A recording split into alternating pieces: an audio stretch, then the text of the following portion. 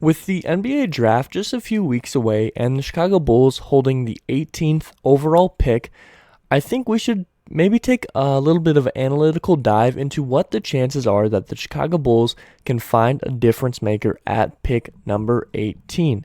So that is exactly what we're going to be doing today. We're going to look at pick number 18, look at some of the previous picks in recent years around that number, players that have been all-stars or all-rookie team after pick 18, and try and calculate how likely it is that this player can join this team and immediately make an impact. And then towards the end here, we'll talk about some of the options. Although I did make a full video on some of the draft options that we have, which you should go check out if you would like to. I'll have that pop up here.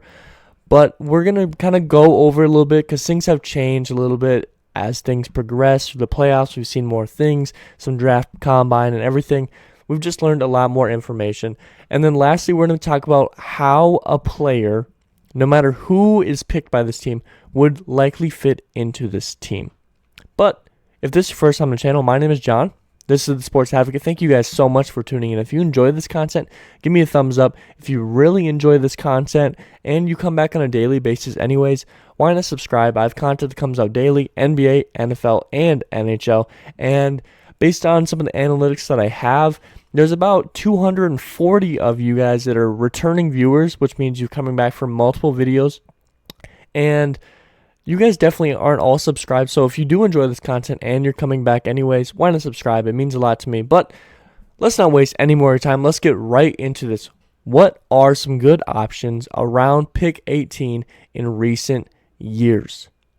So first, let's talk about some of these players in the past 3 or so years here that have made the all-rookie team. Because in the past 3 years or so, you're not going to really see a lot of these guys make it into the All-Star game unless you're these top picks like Ja Morant or like LaMelo Ball.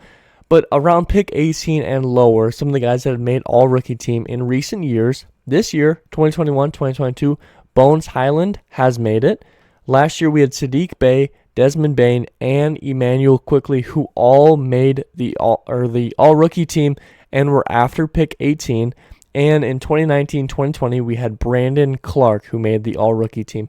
So right there, that tells you got 5 guys in 3 years in the first round, only the first round, that have made the all-rookie team around pick 18, within about like 10 or so. So that's very, very good information to know. Not only does that give you a little bit of like, hey, I know pick 18 is a little bit lower, but there's still some good options here. But even if you look in these later rounds, such as the Bulls have done, there is some great options in that round too that can still make immediate impact, such as Ayo Dosunmu, who just made the all-rookie team this past year, and he was a second rounder. So being a pick 18, although you're not super high and you're going to get this top guy, you're also in like a middle stage where there's still good options, and maybe you can take a risk on some guys. Now, let it be known, we're not at the draft, obviously. We don't know everything that's going to transpire, sign-in trades, anything like that. We don't know what's going on yet.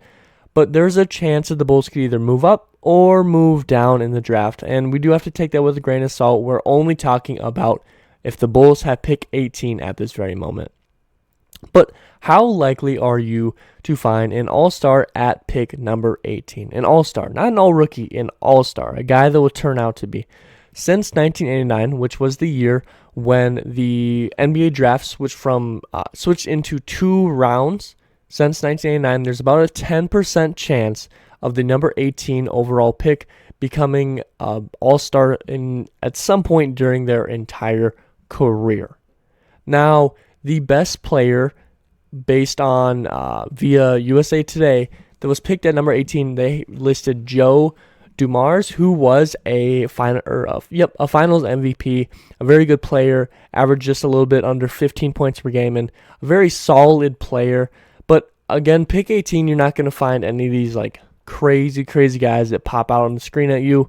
It's just a little bit of taking a risk here and there, or finding a guy that falls to you at pick number 18.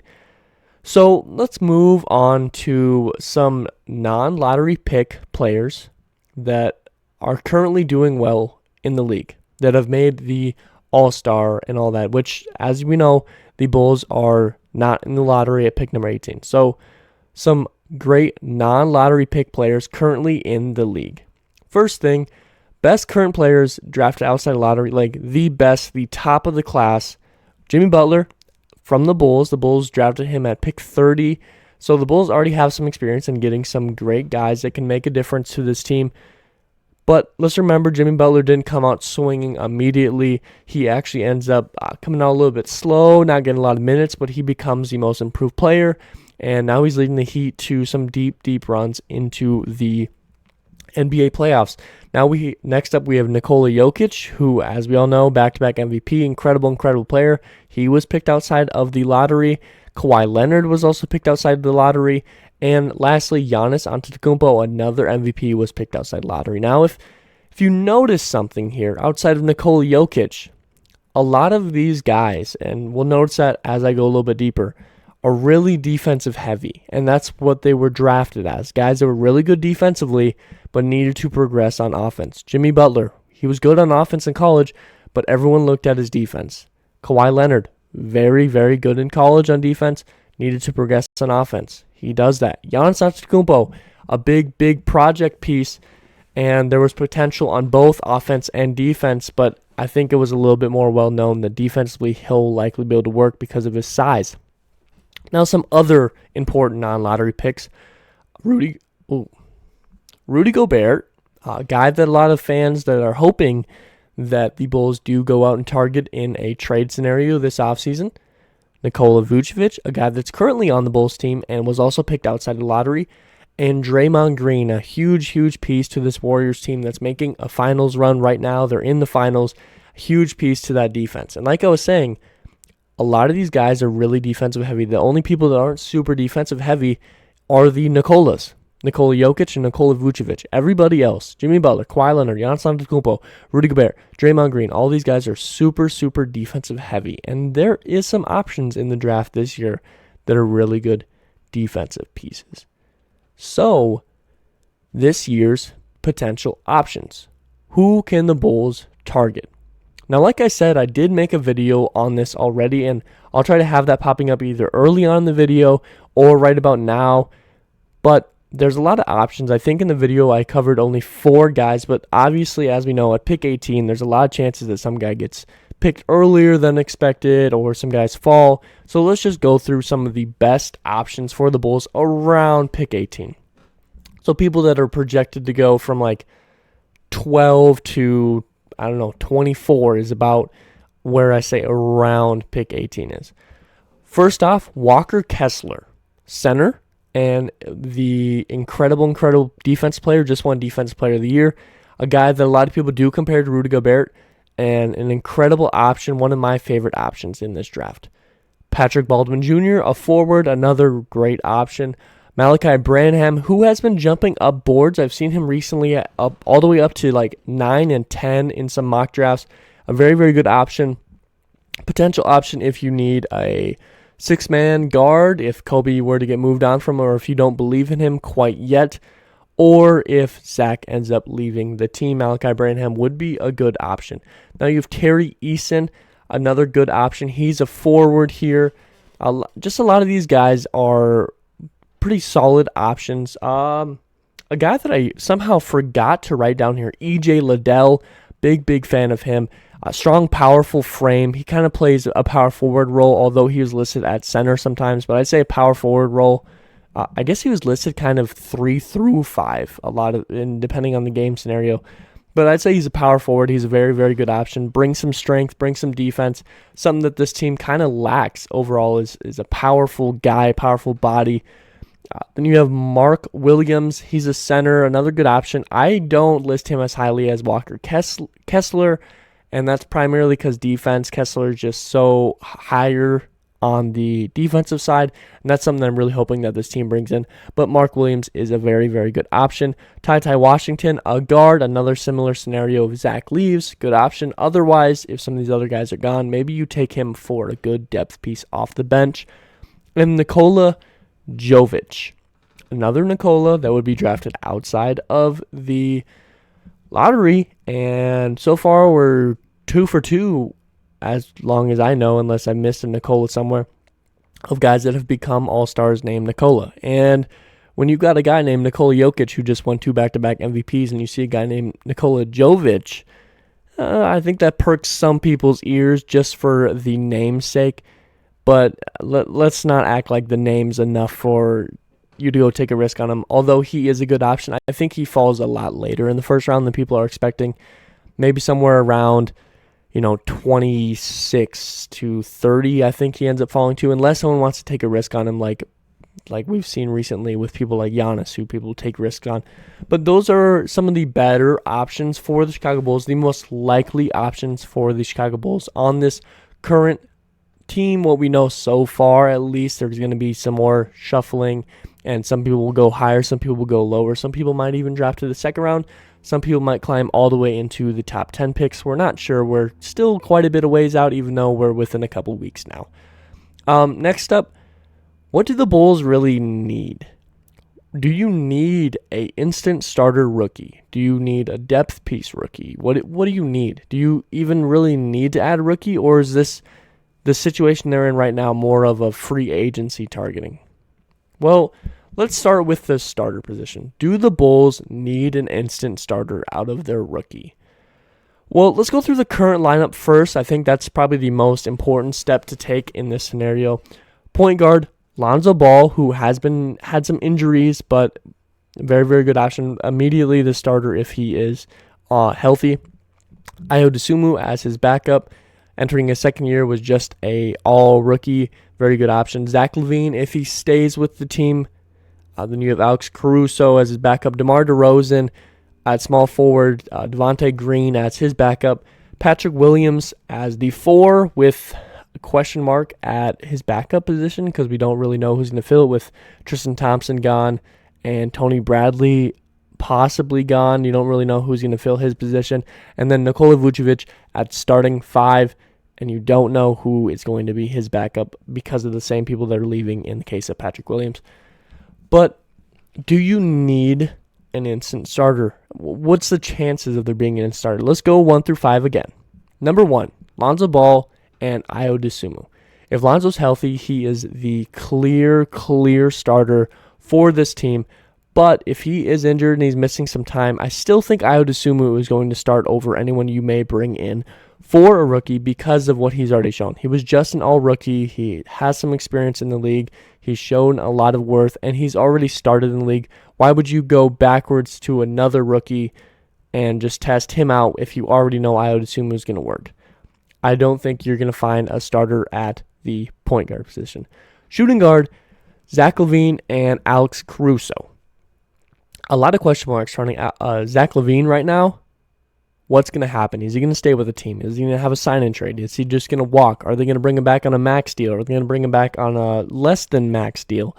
Lots and lots of questions surrounding Zach LaVine. Now, if Zach LaVine's back, he's the starter. End of statement, period. He was just an all-star last year. He's an incredible player. End of statement. You guys likely all know how I feel about Zach LaVine and what I want them to do, but there is still a chance that he's no longer on this team. Now, if he walks and there's nothing in return, or like if the Bulls know he's not going to return, I should say, then there's a possibility that a rookie is to start. But if you know Zach's going to leave, but he's saying, hey, let's try and do a sign-in trade instead of just me walking, then you're likely trying to do a sign-in trade for another guard, such as, I don't know, let's throw somebody out, Donovan Mitchell. There's reports that Donovan Mitchell may not want to be in the Jazz organization anymore. Maybe you try and move Zach for Donovan Mitchell and bring him in. I've seen reports of a lot of other options here. But if you know Zach LaVine's leaving and he doesn't want to do a sign-in trade, there's a pretty good opportunity for a rookie to come in and start right away. You do have Alex Caruso as that backup, and maybe you move Caruso in there, but Caruso is such a good depth piece, and I don't think he'd take offense to being on the bench and just splitting minutes with the rookie So there's a possibility that a rookie may start at 2 if Zach moves on. At 3, you have DeMar DeRozan and Javonte Green. As long as everyone stays healthy, DeMar DeRozan, clear starter. He was in conversation for the MVP for a good portion of the year until things started slowing down for the Chicago Bulls. At number 4, you have Patrick Williams, and you don't know who's going to be the backup. If you bring in a rookie, and there are some good options at the 4 position on rookies, I still think Patrick Williams starts because, for one, he has experience in the league, and he's shown a lot of very, very good potential. In the last game of the season, he dropped, 20, 30 points on a pretty good shooting, not incredible, but a decent shooting percentage for being that number 1 option on the team in that last game. He's shown incredible potential. He will likely be the starter because he's already had time in the league, and the Bulls know him, and he knows the Bulls and how they run their scheme. I think he would be the starter even if you took a guy at that 4 position in the rookie. And lastly, the 5, you have Vucevic, and I think there's not a single chance that the rookie starts at the 5, no matter who you take. Walker Kessler, doesn't matter. Mark Williams, doesn't matter who you take in.